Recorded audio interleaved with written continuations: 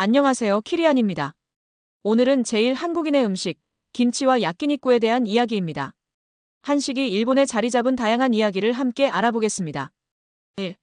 차별과 배제 속 한식으로 뿌리를 지키다. 1945년 8월 15일, 우리는 해방의 기쁨을 맞이했지만 일본 땅에 남겨진 수많은 한국인들에게 광복은 또 다른 고난의 시작이었습니다. 일제강점기 강제 동원되어 끌려갔던 우리 선조들 중 상당수는 해방 후에도 고향으로 돌아오지 못하고 일본에 정착할 수밖에 없었습니다. 이들을 우리는 제일 한국인 또는 제일교포라 부릅니다. 고향을 떠나야만 했던 아픔과 차별이 일상화된 모진 환경 속에서 한국 음식은 제일 한국인들에게 생존 수단을 넘어 고향의 맛이자 잃어버린 조국과의 연결고리였습니다. 해방 이후에도 한국으로 돌아오지 못하고 일본에 정착하게 된 이들은 국적을 상실하고 사회적 배제와 경제적 어려움에 직면하며 힘겹게 살아갔습니다. 그러나 잃어버린 조국과의 연결고리였던 한식은 제일 한국인들에게는 위안 그 자체였습니다. 낯선 땅에서 김치와 된장찌개 등 한국 음식을 만들어 먹는 행위는 우리의 말과 글처럼 척박한 환경 속에서도 민족의 뿌리를 잊지 않고 강제로 빼앗긴 정체성을 지키려는 처절한 노력의 일부였습니다. 김치, 마늘 냄새 비웃음, 타자화 속에서도 지켜낸 맛과 혼. 일본 사회에 깊게 뿌리내린 편견과 차별은 그들에게 또 다른 고통을 안겨주었습니다. 특히 마늘 냄새난다, 김치 냄새난다라는 비아냥과 모욕은 제일 한국인들이 일상적으로 겪어야 했던 심리적 폭력이자 아픔의 상징이었습니다. 심지어 일본 학교에서 도시락을 열 때마다 친구들에게 놀림을 받았던 제일 한국인 2세, 3세들의 이야기는 지금도 우리의 가슴을 아프게 합니다. 음식 냄새와 같은 문화적 차이를 빌미로 다른 존재 타자임을 각인시키고 공격하는 것은 전형적인 인종차별의 수법이었습니다. 하지만 이러한 모진 비난 속에서도 한국 음식을 지키고 이어간 것은 제일 한국인들의 고결한 저항이자 뿌리에 대한 강렬한 의지였습니다. 최근 애플 TV 드라마 파친코의 주인공 선자가 혹독한 삶 속에서 생계를 위해 직접 김치를 담가 시장에 나가 팔던 장면은 많은 이들의 가슴을 울렸습니다. 차별 속에서도 가족의 생계와 민족의 정체성을 놓지 않으려는 처절한 노력, 그것은 자랑스러운 저항의 발자취였습니다. 야키니쿠와 차별을 넘어 문화로 승화된 한식의 재탄생. 이러한 제일 한국인들의 노력과 성공 뒤에는 때때로 비극적인 그림자도 드리워졌습니다.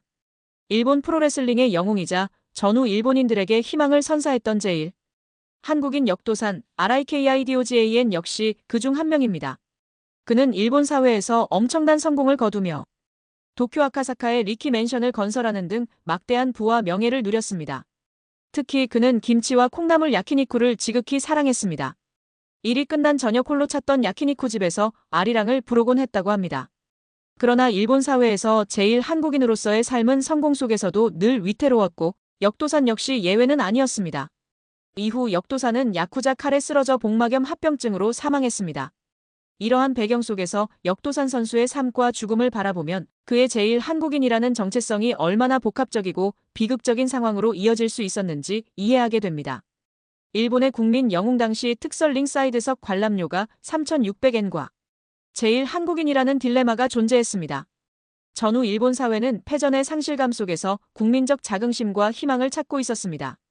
이러한 시기에 미국 선수들을 때려눕히는 일본 프로레슬링의 영웅 역도사는 일본인들에게 절대적인 지지와 열광을 받았습니다. 하지만 그는 동시에 일본 사회에서 차별받고 소외되던 제일 한국인이었습니다. 그의 조선인 혈통이 공공연히 알려지고 일본 국민들이 이를 인지하며 추앙하기 시작한다면 당시 일본 사회나 전후 사회의 재건 이념을 내세우던 일본 정부 입장에서는 복잡하고 곤란한 상황이 될 수 있었다는 분석이 존재합니다. 역도사는 자신의 뿌리를 완전히 숨기지는 못하면서도 일본 사회에서 살아남고 성공하기 위해 일본인으로서의 역할을 연기해야 했습니다. 그의 강인함과 성공 이면에 존재했던 이러한 복잡한 정체성은 그의 삶을 더욱 위태롭게 만들었을 것입니다. 그가 야쿠자 세력과 얽히고 갈등했던 배경에도 제일 한국인으로서 일본 사회에서 자신의 입지를 다지고 유지하려는 과정이 있었을 것이라는 해석도 있습니다. 그의 비극적인 죽음은 이러한 시대적, 사회적, 개인적 요소들이 복합적으로 작용하여 벌어진 비극이자 제일 한국인이 겪었던 고통을 상징하는 단면으로 받아들여질 수 있습니다. 오늘 광복절은 조국의 해방을 기리는 날입니다. 더불어 제일 한국인들처럼 낯선 땅에서도 자신의 뿌리와 정체성을 지키기 위해 고통과 차별을 감내했던 이들의 용기와 희생을 되새기는 날입니다. 그분들의 희생과 한국 음식을 통해 이어진 문화적 기여가 없었다면 오늘날과 같은 한류의 확산도 어려웠을 것입니다. 제일 한국인들의 음식 이야기는 피해자가 역설적으로 기여자가 된 역설적인 서사를 담고 있습니다. 우리는 이러한 이야기를 통해 과거의 역사를 직시하고 차별 없는 세상을 만들기 위해 깨어있음을 멈추지 않아야 합니다. 오늘의 이야기가 여러분에게 어떤 의미로 다가왔는지 궁금합니다. 광복절을 맞아 제일 한국인들의 이야기가 더욱 많은 이들에게 기억되고 더 나은 미래를 함께 만들어갈 수 있는 계기가 되기를 바랍니다.